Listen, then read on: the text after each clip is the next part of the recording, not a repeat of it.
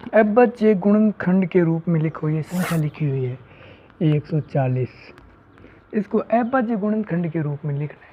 अविभाज्य गुणनखंड ये तो छोटी कक्षाओं का क्वेश्चन है, तो आप 140 लिखिए। इसमें 2 का भाग जाता है क्योंकि यहाँ पे 0 इसका मतलब ये सम संख्या है, तो 140 के आधे करने, 2 का मतलब आधा करना, तो ये हो जाएगा 70। अभी सम संख्या है तो और इसमें 2 का भाग देंगे तो ये आ जाएगी 35। अब इसमें 2 का भाग नहीं जाएगा, 3 का देखते हैं। तो 3 के भाग जाने के लिए ज़रूरी है कि इन दोनों का योग है, तो वो 3 का पहाड़ा होना चाहिए, 3 का गुणज। तो ये तो 8 है, तो 3 का नहीं जाएगा। फिर 3 के बाद संख्या देखते हैं 5, तो ये गया 7 बार, और ये 7, ये 1 बार। तो इसको सीधा ही लिखना है 2। अब देखो 2 आया 2 बार, तो 2 की घात 2 गुणा 5 आया 1 बार, यानी 5 की घात 1, और 7 भी आया 1 बार। यहाँ पे घात कुछ नहीं है, इसका मतलब घात यहाँ पे 1 है। इसी प्रकार आप दूसरा कोई भी क्वेश्चन इससे रिलेटेड कर सकते हैं, जैसे 5000। तीसरा क्वेश्चन, चौथा क्वेश्चन है 5005। तो ये संख्या, ये सम संख्या नहीं है, तो 2 का तो इसमें जाएगा नहीं। 5005। 3 का देखते, 3 का इनका जोड़ है, वो 3 का गुण चाहिए, तो जोड़ 10 हो रहा है, तो 3 का भी नहीं जाएगा, तो 5 का जाएगा इसमें। तो 5 का पाड़ा बोलेंगे तो ये 1001 आ जाएगा। तो इसमें अब 5 का तो जाएगा नहीं, तो फिर 7 का ट्राई करके देखते हैं। यानी 7 का इसमें 1001 में 7 का भाग दे के देखते कितनी बार जाता है। 7 एकम 7, ये 3 आए जी, 0 होता है। 7 चौक 28, ये 2, 7 3 21, यानी ये भाग गया इसमें 143 बार। अब इसमें एक बार और ट्राई करके देखते हैं 7 का जाता है कि नहीं जाता है। 7 एकम 7, ये 14, और ये नहीं जा रहा है।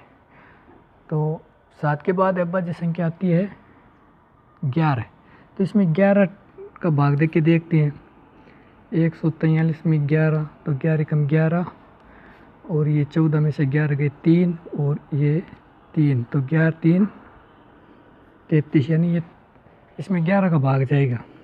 तो ये आया 13 में, तो खुद ही अविभाज्य संख्या है, तो 13 में 13 का भाग गया 1 बार। तो ये संख्या आ जाएगी 5 7 11 और ये 13। इसी प्रकार ये सारे क्वेश्चन इसके कर सकते हैं। ये इनको बोलते हैं, ये अविभाज्य गुणनखंड है, अविभाज्य गुणनखंड है। तो ये इसमें अविभाज्य गुणनखंड करने। अगला प्रश्न देखते हैं, इसे मिटा देते हैं। क्वेश्चन नंबर 2 है। क्वेश्चन नंबर 2, इसमें लिखा है पूर्णांकों के निम्नलिखित युग्म के एचसीएफ और एलसीएम ज्ञात कीजिए और इसकी जांच भी कीजिए कि दो संख्या का गुणनफल है वो एचसीएफ और एलसीएम का गुणनफल के बराबर होता है। तो इसमें दो संख्या, एक 26 और एक 91 में लिख के देखते हैं। तो इसमें पहला क्वेश्चन है 26 और 91। इसमें एचसीएफ और एलसीएम निकालने के दो तरीके हैं, एक तो अविभाज्य गुणनखंड है और एक है एल्गोरिथम मेथड। तो ये दोनों मैं आपको बता देता हूँ एक बार। तो पहले इनका अविभाज्य गुणनखंड करेंगे, यानी 26 का अविभाज्य गुणनखंड करेंगे। तो 26 का अविभाज्य गुणनखंड और 91 का अविभाज्य गुणन अलग अलग करना है। अविभाज्य गुणनखंड अलग अलग ही होता है। तो पहले 2, तो ये आ गई 13 और 13 खुद अविभाज्य संख्या है, तो ये 1 बार। अब इसमें 2 का जाएगा नहीं, ये 7 के पाड़े में देखो 13 7 91 होते हैं, तो 7 के पाड़े में ये आ जाएगा 13 बार और 13 में 13 का 1। तो 26 है वो है 2 × 13 और ये 91 है, ये है 7 × 13। अब इन दोनों का एलसीएम और एचसीएफ निकाल दो। तो पहले लिख लेती है एचसीएफ और लिख लेते हैं एलसीएम। दोनों एक, देखो यहाँ पे जो भी अभाज्य संख्या है वो लिख लेनी है। तो अभाज्य संख्या एक तो 2 है और एक है 7 और एक है 13, इतनी अभाज्य संख्या है। 2 है, 7 है, 13, 2 और 7 13 के अलावा यहाँ पर कोई अभाज्य संख्या नहीं है। तो यही संख्या इसमें लिखनी है, 2, 7 और 13।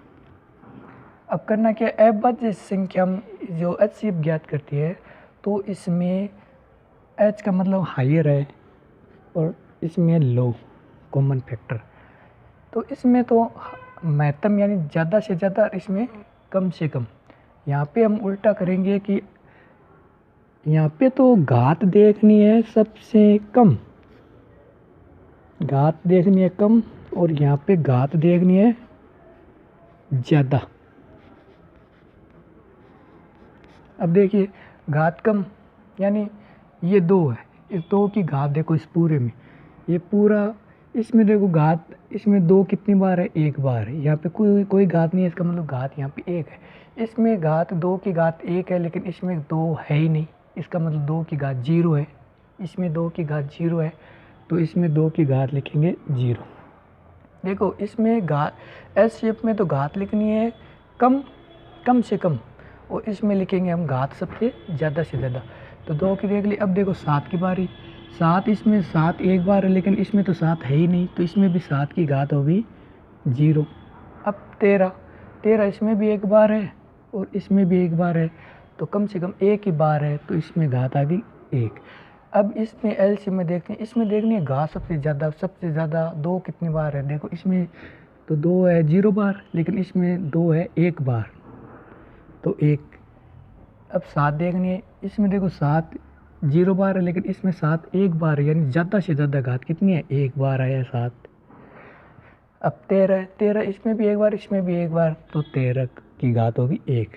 अब देखो अगर किसी संख्या की घात 0 है, तो इसका मतलब वहाँ पर 1 लिखा हुआ है, यानी 2 की घात 0 का मतलब 1 गुणा 7 की घात 0 का मतलब भी 1 गुणा और 13। अब इसमें 2 की घात 1 का मतलब 2 एक बार है, 7 एक बार है और 13 एक बार। अब 1 को गुणा किया 1 से तो 1, और 1 को गुणा किया 13 से, तो ये आ गया 13। तो एचसीएफ तो इसका आ जाएगा 13, और एलसीएम है ये, इनको गुणा कर लेंगे तो 13 को 7 से गुणा करें तो 91, 91 को 2 से गुणा करेंगे तो ये आ जाएगा 182। 91 को गुणा करके देख लो 2 से, तो ये 2 और ये 182। तो ये एलसीएम और एचसीएफ निकालने का गुणनखंड विधि से है। अब इसी को मैं लघुत्तम जो हम बोलते हैं ना, ये लघुत्तम, अगर ये संख्या अलग अलग हो तो इनको बोलते हैं गुणनखंड। अगर इन दोनों संख्या को एक साथ करेंगे तो बोलेंगे इसको लघुत्तम। यही प्रश्न हम दूसरे तरीके से करते हैं। ये क्वेश्चन है, इसमें इस साइड तो निकालेंगे एचसीएफ और इस साइड निकाल देते हैं एलसीएम। तो एलसीएम 26 और 91 का एलसीएम लेना है, तो सीधा ही 26 लिखो और 91 एक साथ लिख लो, ये एलसीएम निकलेगा। अब तो 2 का 2 लिखेंगे तो 2 का 13 और ये 91, फिर 2 तो लिखेंगे नहीं, तो 7, तो 7 के बाद 13 तो नहीं आता, लेकिन 7 का पाड़े में 91 आता है, वो आता है 13 बार में, यानी 91 के अंदर आप 7 का भाग दे के देख लो, 7 एकम 7 और 7 में से 9 में से 7 के 2 और ये 3, तो 13 आ गए। अब 13 स्वयं है अभाज्य संख्या, तो 1 और 1, तो इसमें एलसीएम आ गया इसका। तो एलसीएम लिखेंगे, एलसीएम संख्या है 26 और 91, इनका एलसीएम आ जाएगा 2 गुणा 7 गुणा 13, तो 2 गुणा 7 गुणा 13, तो ये एलसीएम यहाँ पे आ जाएगा 91, और इनका गुणा करेंगे तो 182। एलसीएम इसका यह है 182। अब देखो एचसीएफ निकालना है, तो एचसीएफ की ये विधि है, इसको बोलते हैं यूक्लिड विभाजन। यूक्लिड विभाजन एल्गोरिदम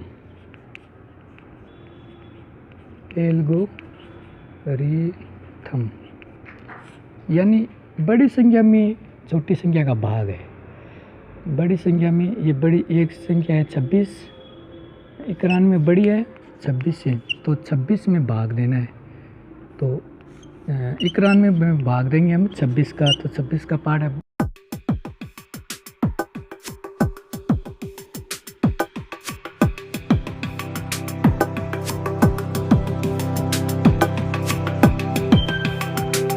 से 8 गई 3 और ये 8 में से 7 गया 1। अब देखो ये इस संख्या को इस संख्या भाग देंगे तो ये आ जाएगा इसमें, ये शेष प्लस इस 13 को यहाँ लिखेंगे 13 को, और